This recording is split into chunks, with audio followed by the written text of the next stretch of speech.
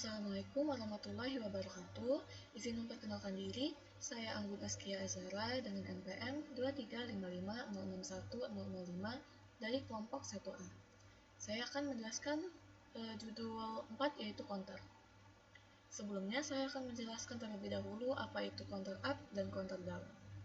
Jadi, counter up merupakan counter yang outputnya keluar dari nilai terkecil sampai dengan nilai terbesar, yaitu dari 000 sampai dengan 111. Sedangkan counter down merupakan counter yang nilainya keluar dari nilai terbesar sampai dengan terkecil, kebalikan dari counter up. Kemudian saya akan menjelaskan mengenai synchronous counter dan asynchronous counter. Jadi di sini pada layar merupakan synchronous counter up dan synchronous counter down. Nah, pada synchronous counter ini pemicunya hanya ada satu, kemudian dia langsung tersambung kepada 4 flip-flop secara langsung, sehingga dia dapat berjalan secara bersamaan, secara serempak, atau tidak secara satu persatu. Sedangkan jika di asynchronous counter dia merupakan kebalikan dari synchronous counter. Pemicunya hanya ada satu pada flip-flop pertama dan kemudian yang selanjutnya akan dipicu oleh output dari flip-flop sebelumnya. Misalnya, di sini clock-nya masuk ke flip-flop pertama, kemudian clock selanjutnya didapatkan dari Q bar flip-flop sebelumnya, sehingga prosesnya tidak bisa dilakukan secara serentak, tetapi secara satu persatu.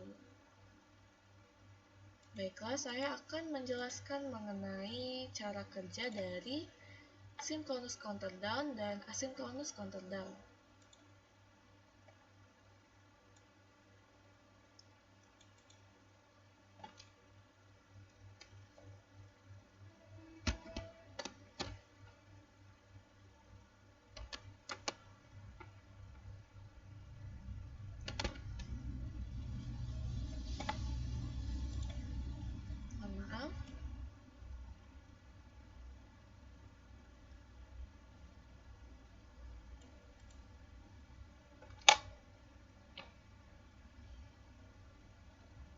Baik, berikut ini merupakan rangkaian dari synchronous counter down.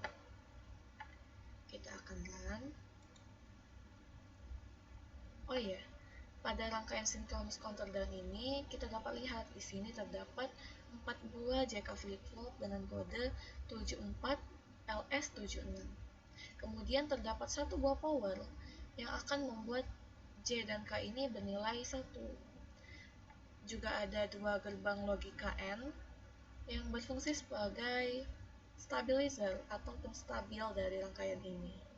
Selanjutnya ada switch yang berfungsi sebagai clock dan ada 4 buah logic probe sebagai output. Baik, mari kita coba cobaannya. Ketika kita memasukkan nilai 1 pada switch atau kita buat switchnya bernilai high, maka J, K, dan clock pada flip-flop pertama bernilai sama-sama 1 semua. Nah, dari sini flip-flop pertama ini akan mengalami toggle. Dari Q yang 0 akan menjadi 1 dan Q bar yang 1 akan menjadi 0. Sehingga outputnya di sini akan berubah menjadi 0. Dapat dilihat. Kemudian jika kita masukkan lagi flip-flopnya 1, flip-flop pertama akan mengalami toggle lagi. Sedangkan flip-flop kedua akan mengalami toggle karena output dari flip-flop pertama masuk ke J dan K pada flip-flop kedua, dan switch-nya atau clock-nya masuk ke clock flip-flop kedua juga. Sehingga di sini semuanya bernilai 1, dan flip-flop kedua mengalami toggle. Q-nya akan menjadi 1, Q-bar-nya akan menjadi 0.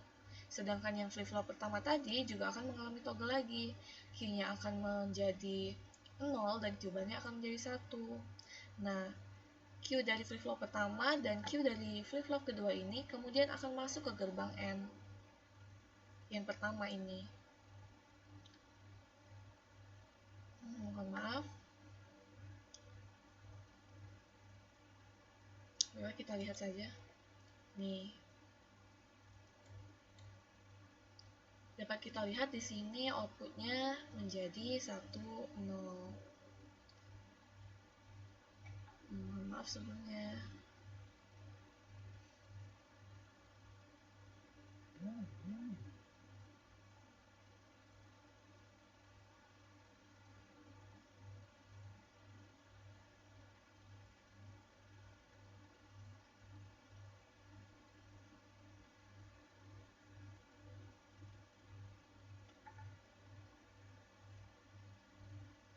Nah, baik, kita lanjutkan. Terus kalau kita masukin lagi flip-flop switch-nya untuk yang ketiga kali, dia akan mengubah flip-flop pertama ini menjadi toggle lagi, sehingga Q-nya akan menjadi 1 dan Q-bar-nya akan menjadi 0. Sedangkan flip-flop kedua dia tidak akan berubah, karena Q-bar-nya 0, maka J dan K pada flip-flop kedua ini akan tetap 0, jadi dia tidak akan berubah. Seperti ini. Jadinya 0 dan 0. Kemudian kita masukkan lagi untuk yang keempat. Nah, di sini flip-flop 1, flip-flop 2, dan flip-flop 3 ketiganya mengalami toggle. Kenapa? Karena pada flip-flop 1 ini semuanya memang pasti akan toggle. Kemudian pada flip-flop kedua ini J dan K yang diterima dari Q itu bernilai 1. Kemudian kedua Q yang bernilai 1 tadi kan masuk ke gerbang N ini. Nah, dari gerbang N ini dia akan masuk ke J dan K pada flip-flop ketiga, output dari gerbang M ini. Sehingga J dan K pada flip-flop ketiga ini juga bernilai 1, dan clock-nya juga bernilai 1. Karena semuanya bernilai 1, maka flip-flop ketiga ini mengalami toggle. Q-nya menjadi 1 dan Q-bar-nya menjadi 0. Ikut. Kemudian kita aktifkan lagi switch-nya, dan di sini flip-flop pertama akan mengalami toggle lagi. Kita aktifkan lagi, dan dapat kita lihat di sini yang mengalami toggle flip-flop pertama dan kedua. Kita aktifkan lagi, dia flip-flop yang pertama lagi. Dan ketika kita aktifkan lagi, semuanya mengalami toggle. Flip-flop pertama, kedua, dan ketiga, serta keempat mengalami toggle. Nah, di sini kenapa yang keempat dapat toggle? Karena output dari gerbang N pertama masuk ke gerbang N kedua. Kemudian output Q dari flip-flop ketiga juga masuk ke gerbang N kedua. Lalu output dari gerbang N ini masuk ke J dan K pada flip-flop keempat dan mengisi nilainya menjadi high. Karena ketiganya bernilai high, maka terjadilah toggle. Maka di sini akan berubah nilai menjadi 1110. Berikut. Begitulah cara kerjanya sampai dengan terakhir itu nilainya semuanya akan bernilai 1111.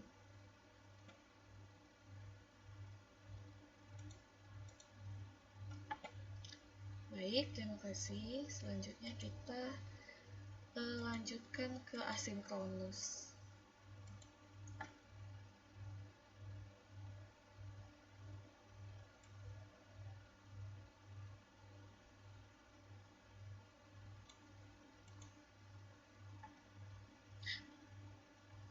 Mohon maaf sebelumnya bukan 1111 tapi nilainya akan berakhir 0000. Karena down ini akan semakin menurun nilainya.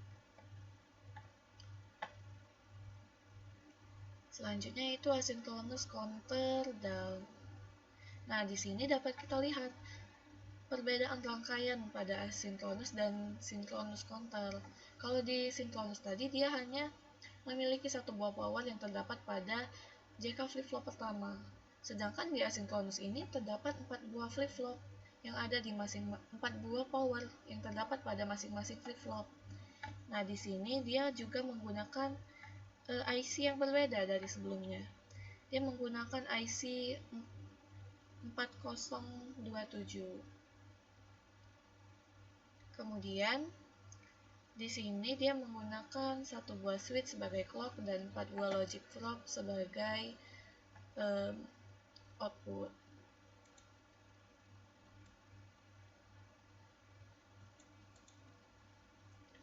Nah, dapat kita lihat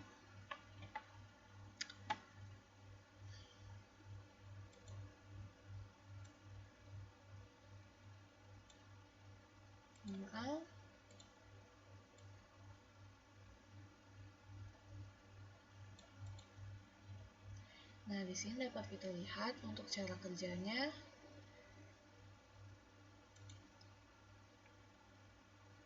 Ketika kita masukkan nilai 1, di sini J dan K sudah bernilai 1 dari power, dan nilai 1 dari clock ini, nilai 1 dari switch akan masuk ke clock, sehingga di sini mengalami toggle dan dia langsung berubah.